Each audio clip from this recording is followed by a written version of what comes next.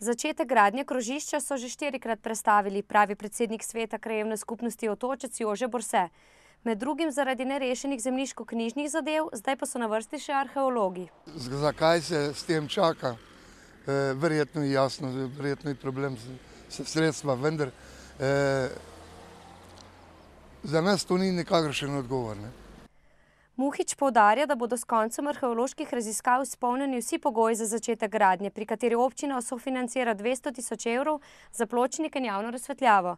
Na obnovo pa čaka tudi cesta od Lešnice do Kronovega, za katero naj bi že podpisali pogodbo, a del kljub napovedim še niso začeli.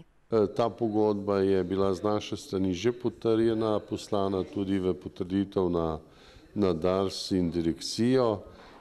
Kljub poizvedovanju, kje je ta pogodba zdaj ostala, nisem še uspel ugotoviti, kdo jo zadržuje. Avtocesta si je končala 2008, izgradnja avtoceste. Takrat bi morala se ta cesta obnoviti, vendar, gledajte, ne vem, kdo je tukaj zatajil. Mislim, da je tukaj zatajila stroka in politika. Bodo pa, predvidoma v teh dneh, vsaj uredili nevaren odcep za Lešnico, kjer sta se minuli teden spet zgodili prometni nesreči.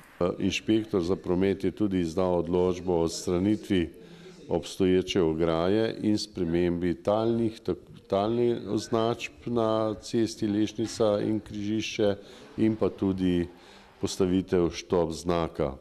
Morda bo to pripomoglo k manj nesrečam na tem odcepu, čeprav je odgovornost še vedno predvsem na voznikih, je dodal Muhič.